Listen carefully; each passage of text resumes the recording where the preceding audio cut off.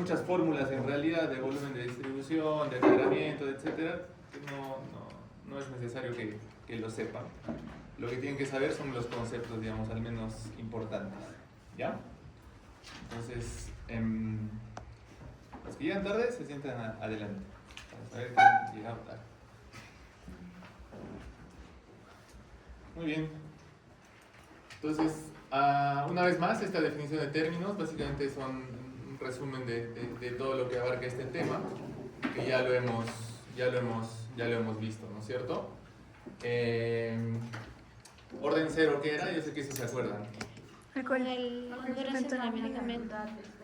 Exactamente, constante, ¿no es cierto? ¿Ejemplos? Fenitoína. Etanol y fenitoína, muy bien. Luego vamos a hablar un poquito más de esa orden cero. Definición de farmacocinética, ya lo habíamos visto, estudia lo que el organismo le hace al fármaco, básicamente ese es el resumen y quiero que se queden con ese concepto. Implica el mnemotécnico, bueno, ADME, absorción, distribución, metabolismo y eliminación, por ahí alguien decía liberación, que sí, bueno, lo puedes tomar en cuenta siempre y cuando la vía de administración del medicamento sea generalmente por vía enteral, ¿no es cierto? Vía oral. Porque el medicamento ahí va a dividirse, subdividirse en moléculas hasta llegar a absorberse, ¿no es cierto? Este es una vez más un esquema de lo que ya habíamos visto, ya lo hemos visto el anterior, el concepto, digamos, teórico de lo que es farmacocinética, estudia el recorrido, ¿no es cierto?, modificaciones, experimenta los medicamentos y sus metabolitos en el interior del organismo. No lo tienen que saber, lo que quiero que sepan es lo otro cortito, ¿ya? Las diferencias, ¿qué habíamos dicho que era lo más importante al principio? Lo clave, ¿no es cierto? Farmacocinética, ¿qué le hace el organismo al fármaco? Y farmacodinamia, ¿qué le hace el fármaco al organismo? Eso vamos a ver la siguiente clase. Esa es un poco a manera de resumen, lo vamos a pasar también. ¿Has estado en la anterior clase? No. Ya saben, si llegan tarde, adelante.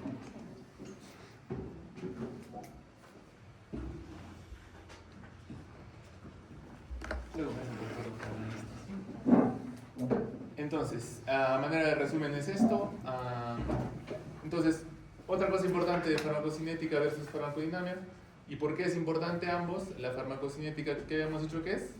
Lo que el organismo le hace al fármaco, ¿no es cierto? Entonces, ¿por qué es importante la farmacocinética? Porque nos va a permitir saber la dosis que estamos administrando, la concentración plasmática, que eso es muy importante.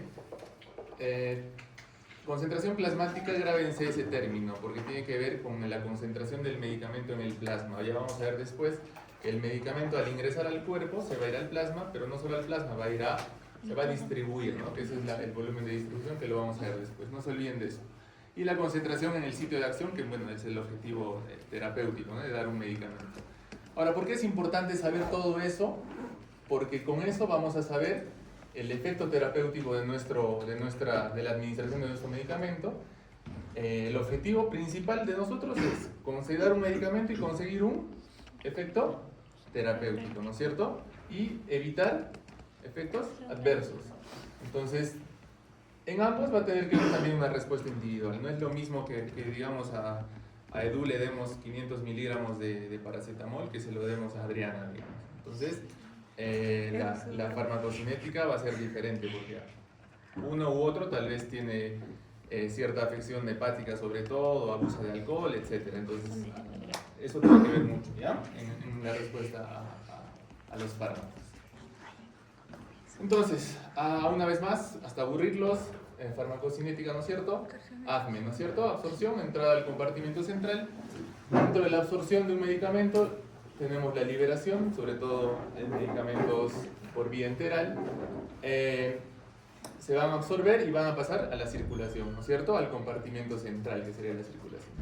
Dentro del compartimento central vamos a tener un fármaco libre, vamos a tener un fármaco unido a proteínas, que de acuerdo a sus características va a haber fármacos que se van a unir a proteínas, van a haber metabolitos también del fármaco, y estos fármacos van a actuar en el sitio de acción terapéutica, ¿no es cierto? Se van a unir a los receptores, va a haber en reservorios tisulares también, como vamos a ver después, y el sitio de acción no deseado, que esto va a ser, digamos, lo que va a provocar ciertos efectos adversos, ¿no es cierto?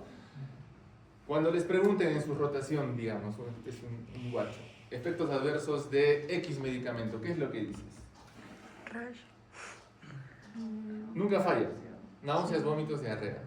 Ya son 3. Entonces, ¿tienen o no todos los medicamentos eso? Entonces, cuando les pregunten, ya al menos ha respondido. ¿Efectos adversos de un medicamento? Náuseas, vómitos, todititos. Absolutamente todos. Incluso los parenterales. ¿Ya? No se olviden de eso.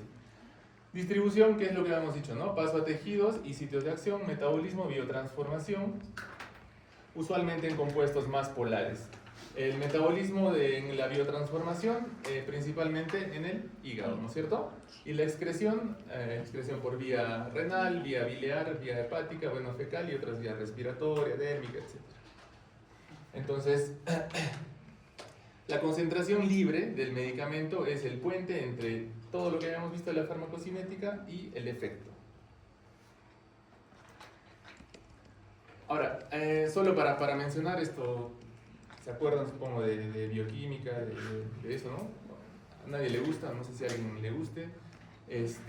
Las membranas. Como saben, todo medicamento, desde que se ingiere por vía oral o se da por vía endovenosa, tiene que pasar por membrana, ¿no es cierto? Ya sea en el intestino, ya sea a nivel celular, a nivel de diferentes órganos. Entonces tenemos diferentes tipos de transporte, ¿no es cierto? Transporte pasivo y transporte activo. ¿Qué quiere decir el transporte pasivo? No necesita de No utiliza ATP. energía, muy bien. Y el transporte activo utiliza energía, ¿no es cierto? ATP, etc. Dentro del transporte pasivo tenemos la difusión, ¿no? Que es lo que más sabemos, ¿no es cierto? ¿Qué quiere decir la difusión? Pasa directamente Mayor a a menor menor concentración, concentración. ¿no es cierto? Transporte paracelular también, entre las células hay espacios y ciertas moléculas también van a pasar por ahí dependiendo del tamaño, ¿no es cierto? De que ellos tengan. Y difusión facilitada, ¿qué quiere decir? Que utiliza un transportador, exacto.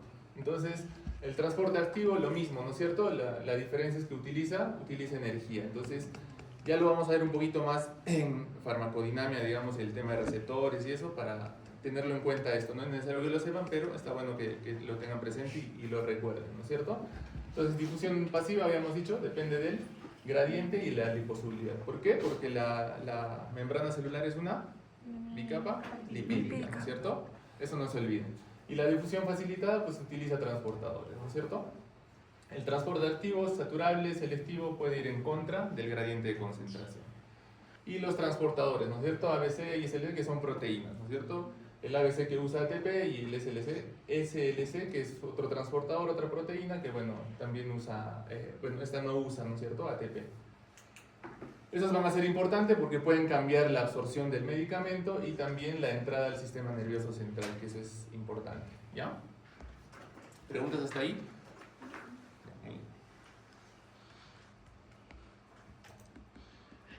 El pH y la acidez de muchos fármacos, eso también es importante. Como saben, en nuestro cuerpo todo es en equilibrio, ¿no es cierto? Si hay mayor concentración y otro de menor concentración, lo que buscamos es que estén a la misma concentración, ¿no es cierto? Si, por ejemplo, a nivel celular, etcétera, tenemos acidosis, ¿qué pasa? Para compensar, alcalosis, ¿no es cierto? La idea es que todo esté en equilibrio. Lo mismo con los iones. Entonces, muchos fármacos son ácidos o bases débiles. El pH del medio, el pK determina la porción ionizada o no ionizada. Un ácido débil tiende a acumularse en el lado más básico, que es lo que habíamos dicho, ¿no es cierto? Y una base débil en el lado más ácido. Entonces, ¿por qué es importante esto? Porque van a haber ciertos medicamentos, ácidos por ejemplo, que nosotros vamos a tomar cierta conducta que nos va a ayudar a eliminar, digamos, este medicamento. ¿Cuándo? Sobre todo cuando haya dosis tóxicas. Por ejemplo, un ácido, dígame un medicamento ácido, que conocemos, utilizamos a diario. Aspirina. Muy bien. Cuando la dosis es alta de aspirina, entonces, ¿qué muchas veces hacemos? ¿Qué medida tomamos? Usamos bicarbonato, ¿no es cierto? Para lograr eliminar esa aspirina. Entonces, más o menos funciona así, ¿ya? Una vez más, el proceso farmacocinético es el conjunto de etapas por las que pasa un medicamento en el organismo y que explica cómo cambia su concentración en la sangre y en los tejidos con el tiempo, ¿no es cierto? Es el famoso ADN. Entonces, ¿qué era la absorción? Es desde que entra Hasta que sale. hasta Que se excreta. hasta que llega a la sangre, ¿ya? En la administración, entonces, en la absorción, ¿ya? En cuanto a la distribución, se reparte desde la sangre hacia otros órganos. No se olviden de eso, por favor. Y el metabolismo, el organismo, obviamente va a transformarlo, ¿no es cierto? Principalmente en el hígado. ¿Para qué lo transforma? Uno, para que llegue a sitios que tú deseas, y dos, sobre todo, para poder eliminarlo, ¿ya? Porque si no se transformaría, se acumularía, entonces provoca toxicidad, por ejemplo, metales pesados, etcétera, ¿no es cierto? El paracetamol, por ejemplo, cuando damos dosis altas, se saturan todos sus metabolitos, entonces produce toxicidad, muerte celular, falla hepática y es una catástrofe, pues, el paracetamol tan usado. Y en cuanto a la eliminación, pues es lo que el organismo retira el organismo, ¿no es cierto? Sobre todo por riñón y bilis. Entonces, nosotros damos una dosis, ¿no es cierto? Posteriormente esa dosis va a provocar una concentración plasmática.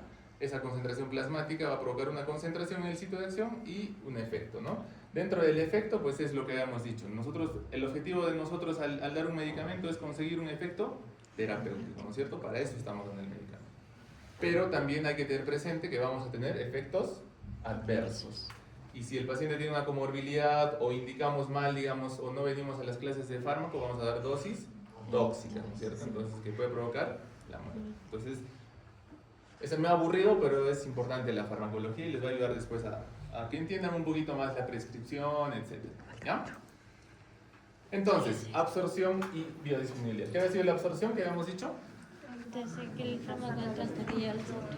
Entonces, lo que dice ahí, ¿no es cierto? Traslado desde el sitio de administración al compartimento central, o sea, a la sangre. ¿Qué es la biodisponibilidad? Es la fracción que llega a la circulación sistémica, ¿no es cierto? Entonces, tenemos vías de administración, dígame, a ver, vías de administración. Una. Ya. Ajá. Sublingual, subcutánea, intrarrectal, ¿no es cierto? Intradérmica, etcétera. Tópica. Entonces, no todas estas vías de administración van a tener, pues, la misma biodisponibilidad. Entonces, eso también es importante. ¿Qué medicamento o qué vía de administración tiene el 100% de biodisponibilidad? Endovenosa, ¿cierto? Eso, muy bien. Entonces la vía oral, como dice ahí, disminuye por la absorción, ¿no es cierto? Incompleta de los metabolitos. Gran parte del metabolito, digamos, de la tableta que vamos a prescribir o ingerir, pues va a pasar por un metabolismo hepático, o simplemente no se va a absorber por X motivo, ¿no es cierto? Entonces la biodisponibilidad va a ser baja. Entonces el ejemplo que tenemos ahí, por ejemplo, ¿no es cierto? Si la biodisponibilidad es 0.5, se administran 200 miligramos por vía oral de X medicamento y 100 miligramos va a alcanzar la circulación. ¿Ya? Entonces, ojo con esto, dosis tomada no siempre significa dosis disponible. Entonces, este concepto de absorción y biodisponibilidad nos ayuda cuando, en una aplicación clínica, digamos, cuando en el contexto de que tú tengas un paciente vas a escoger la vía de administración que le vas a dar, ¿ya? Eso es importante. Entonces, de acuerdo a la patología, al diagnóstico que tenga tu paciente, vas a ver qué vía de administración le vas a dar. Por ejemplo, en una arritmia, digamos. Una arritmia, díganme, una arritmia así feita, los que sepan.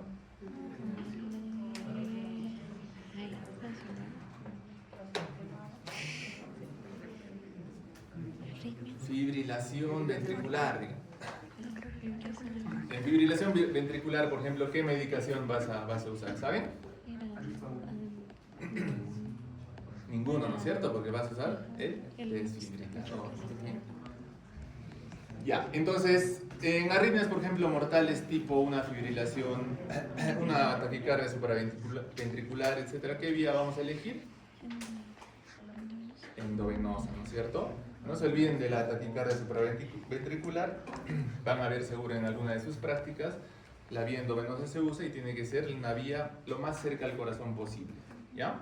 Generalmente les ponen en una braquial, etcétera, o si tienen un acceso central, mejor, pero en la emergencia, digamos, en el apuro, es difícil poner y no es prioridad poner un catéter central, ¿no es cierto? Entonces, vía periférica, lo más cerca al corazón, mano izquierda o miembro superior izquierdo, administras, digamos, ¿cuánto de adenosina saben? 6 miligramos, ¿no es cierto? Eso es un poco atractivo de ver, o sea, ojalá puedan verlo, porque ven en el monitor y está pues el corazón a 1000, entonces administras, levantas la mano y administras cloruro después para empujar ese medicamento, tiene que llegar. y el corazón, y el paciente lo que va a hacer es gritar. Ah, porque le va a doler el pecho. Porque ¿qué le va a producir eso? Asistolia, va a parar su corazón.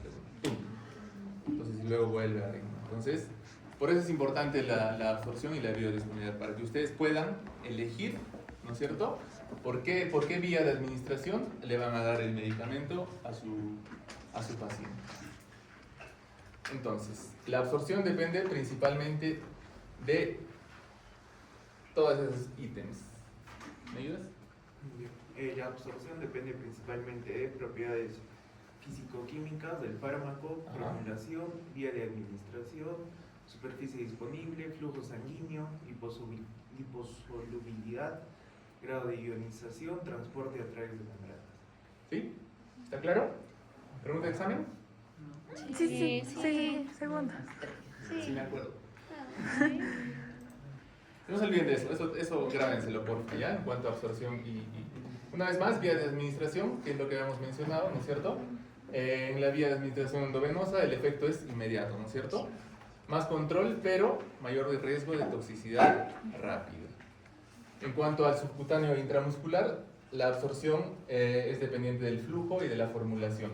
Los depósitos, por ejemplo, prolongan, ¿no es cierto?, el efecto. Cuando tú das una medicación intramuscular, la penicilina que tanto se usaba antes, ya no se usa mucho ahora. Ahora pues había la de depósito, ¿no es cierto?, la que se usa incluso dura hasta un mes, ¿no es cierto?, porque se va liberando de a pocos, etc. Ahora, no confundan mucho el subcutáneo con intramuscular, sobre todo en un tema de la alergia, ¿no es cierto? ¿Han visto alguna vez una anafilaxia? ¿No es cierto? ¿Han visto? La anafilaxia es mortal, ¿ya? Es mortal porque más allá de producir un angioedema, produce shock, etc. Y te puede matar. Y obviamente que cuando alguien presenta una reacción alérgica es algo inesperado y quien puede intervenir ahí es alguien que tenga experiencia en salud, un personal de salud o un estudiante de medicina, ¿no es cierto? Entonces, el tratamiento de la anafilaxia es adrenalina, ¿no es cierto? ¿Por qué vía? Intramuscular. ¿Dónde? En cuádriceps, ¿no? Donde sea en realidad, ¿ya? Donde sea. Media ampollita. En niños la dosis es un poco menor, pero dale 0,5 y lo vas a salvar, no pasa nada, ¿ya? ¿Por qué no subcutáneo? Porque a veces muchos confunden eso. ¿Qué pasa en una anafilaxia? Hay shock, ¿no es cierto? Shock es hipoperfusión, ¿no es cierto? Entonces, el tejido subcutáneo es importante para el cuerpo, la grasita. No, pues a todos nos molesta, ¿no? Tener un poquito de grasa. Entonces, en estado de shock, en estado de estrés, el cuerpo es tan sabio que prioriza órganos vitales, cerebro, corazón, riñones, ¿no es cierto? Sí. Están mejor perfundidos. Músculo también, bueno, no es prioritario, pero al menos hay mejor perfusión que en el tema subcutáneo. Por eso es que es intramuscular la adrenalina, ¿ya? Entonces, ¿por qué es intramuscular y no endovenosa? Porque en un momento de alergia no tienes tiempo para canalizar una vía, ¿no? Obviamente a la par lo tienes que estar haciendo, pero básicamente es por eso. En cuanto al tema oral, es una vía de administración pues segura, es económica, pero, ¿qué habíamos dicho? ¿Que es variable? La biodisponibilidad, ¿no es cierto? Y sublingual puede evitar el efecto del primer paso, ¿no es cierto? El efecto del primer paso a nivel hepático. Ejemplo clásico, la nitroglicerina, ¿no es cierto? Que usamos sobre todo en infartos, ¿ya? Entonces, ahí vemos, ¿no es cierto? En ese cuadrito del libro, algunas características de las vías comunes de administración. Habíamos dicho intravenosa, subcutánea, intramuscular e ingestión oral, ¿no es cierto? La biodisponibilidad intravenosa es 100%, la subcutánea intramuscular es variable y la oral también es variable, ¿no es cierto? Entonces, ya habíamos mencionado una vez más, la utilidad de la intravenosa es sobre todo para casos de emergencia, habíamos dicho, ¿no es cierto? Permite titular la dosis y por lo general se requiere proteínas de alto peso molecular y fármacos y péptidos. Las limitaciones del tema endovenoso, ¿cuál había sido? Mayor riesgo de efectos adversos, ¿no es cierto? Los efectos adversos no los podemos controlar a veces en administración por vía endovenosa. Y bueno, por lo general deben inyectarse lentamente, por lo general, no todos los medicamentos, ¿ya? En cuanto al tema subcutáneo, bueno, no es adecuado para grandes volúmenes, como saben, y puede producir dolor en el área de la administración y también necrosis, ¿no es cierto? La vía intramuscular, las limitaciones, pues se le tiene que evitar cuando un paciente es anticoagulado, ¿no es cierto? pacientes anticoagulados ahora hay un montón, porque antes no había tanta patología cardíaca, digamos, de arritmias, fibrilación auricular sobre todo. Fibrilación auricular es indicación de anticoagulación, ¿no es cierto? Yo les aseguro que muchos de sus abuelitos, etcétera, sufren de fibrilación auricular, ¿no es cierto?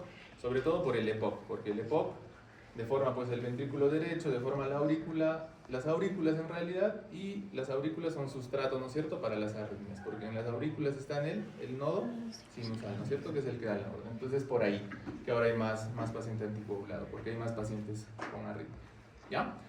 Y en cuanto a la ingestión oral, la limitación es pues que requiere la conformidad del paciente, o sea, necesitas que el paciente tome su medicación, ¿no? Entonces, nada te garantiza a ti, el paciente te puede decir, doctor, no me siento bien, he tomado mi medicación, entonces, como dice el doctor House, ¿no es cierto? Todos mienten, ¿no es cierto? Entonces, tienes que dudar siempre en eso.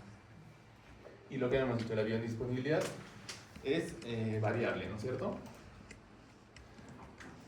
Muy bien, en cuanto a la distribución, una vez que el medicamento está en sangre, se va a distribuir, ¿no es cierto? Gran parte del medicamento va a quedar de forma libre y gran parte se va a distribuir primero en órganos muy bien perfundidos, ¿no es cierto? El hígado, el riñón, el cerebro, el corazón. Músculo, piel, grasa y hueso, sí llega el medicamento, pero más lentamente, ¿ya? Entonces, la albúmina, por ejemplo, es una proteína, ¿no es cierto? A la cual se unen muchos medicamentos, no solo medicamentos en realidad. Entonces, sobre todo medicamentos ácidos se van a unir a la albúmina. Solo el fármaco libre cruza las membranas, eso hay que tener presente, ¿ya? Se filtra y suele ejercer efecto. Entonces, habíamos dicho que la distribución, una vez que llega el fármaco al cuerpo, bueno, a la sangre, se va a distribuir. Entonces, una pregunta, un ejemplo acá, ¿por qué un bolo intravenoso puede ser más peligroso en un shock? Entonces, ¿qué es shock? Hipoperfusión, ¿no es cierto? No confundan shock con presión baja, no es lo mismo, ¿ya? Hipoperfusión, quédense con eso. Sobre todo porque hay menor perfusión periférica y puede elevar la concentración central inicial. ¿Qué quiere decir? Idealmente tendría que irse a todo el cuerpo pues el medicamento, ¿no es cierto? Pero en estados de shock hay mucho del cuerpo que está hipoperfundido. Por lo mismo que hemos dicho, porque el cuerpo es sabio, entonces perfunde órganos vitales. Entonces eso hay que tener presente, sobre todo cuando damos bolos intravenosos. Entonces, lo que hemos dicho a manera de ejemplo, órganos muy perfundidos, por ejemplo los riñones, ¿no es cierto? Tiene un flujo alto, el corazón, el hígado, ahí están los valores, el cerebro, ¿no es cierto? La masa también es importante porque hay órganos pequeños pero que reciben gran perfusión, eso no se olviden, ¿ya? Y el porcentaje de gasto cardíaco que también varía, ¿ya? En cuanto al flujo, masa y el gasto cardíaco no tiene que ver en realidad con el tamaño del órgano, ¿ya? Tiene que ver con la vitalidad, con la función. Entonces, un órgano muy bien perfundido, como sabemos, son los riñones, ¿no es cierto? Entonces, no se olviden de eso en cuanto a la distribución. Entonces, ¿de qué depende la distribución? La que habíamos dicho, ¿no es cierto? Del flujo sanguíneo, de la permeabilidad capilar, por ejemplo, el ejemplo del shock, liposolubilidad, siempre todo en realidad por lo que habíamos mencionado de las membranas, ¿no es cierto? Unión a proteínas plasmáticas, unión a tejidos y características del propio tejido. Redistribución, este es un concepto que entra dentro de la distribución.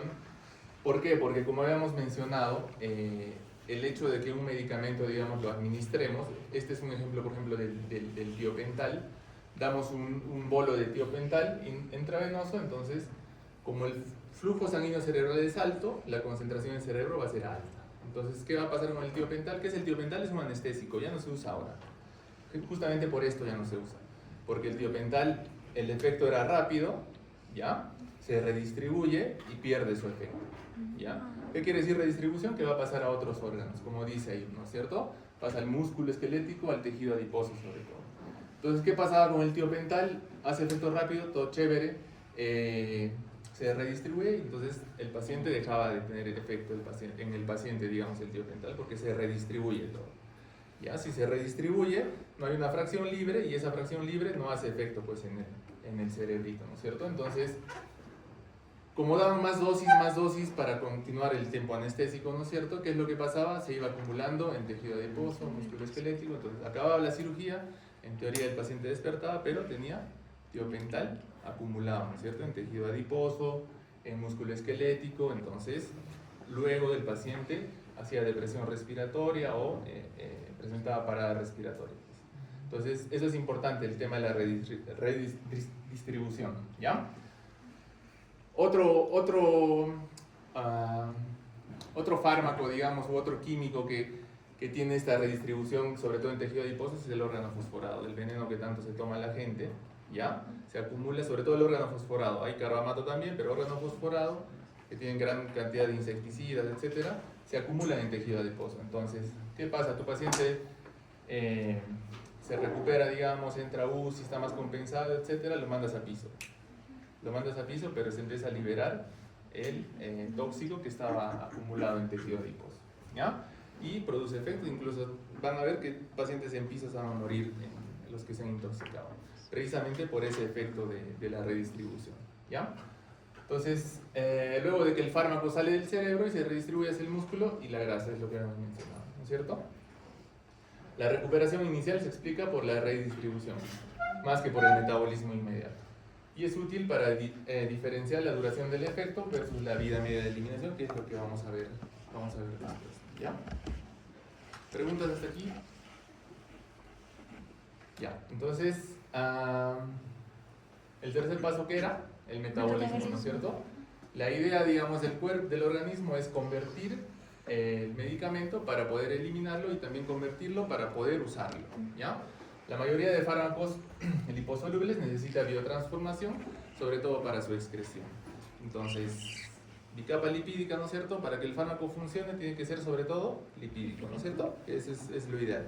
Pero no necesitamos que el fármaco esté todo el tiempo porque se hace tóxico. Entonces necesitamos eliminar. Para que pase eso, va a haber pues la biotransformación, ¿no es cierto?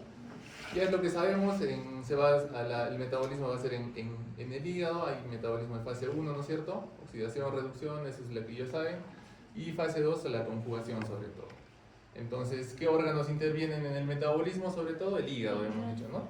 Pero también el intestino, el riñón y el pulmón también, en otros fármacos. Tengan presente que dentro del metabolismo a veces nosotros damos profármacos, no necesariamente el fármaco, ¿ya? Un ejemplo de esto es que damos el enalapril por sí solo es inactivo, ¿ya? Entonces, una vez que pasa el metabolismo, recién se va a activar en enalapril y va a ejercer su efecto de acción. Eso no se olvida. Pregunta de examen. Un momentito. Entonces, el metabolismo no siempre significa inactivación, que es lo que hemos mencionado. Es importante las interacciones, ¿no es cierto? Inhibición, inducción enzimática, cambian de concentración y la toxicidad. Todo eso interfiere en el metabolismo. ¿Listo? ¿Paramos un ratito? ¿Están de sueño? ¿Sí? ¿No? ¿Sí? ¿5 minutitos? ¿Ya? 2 en punto, continuamos.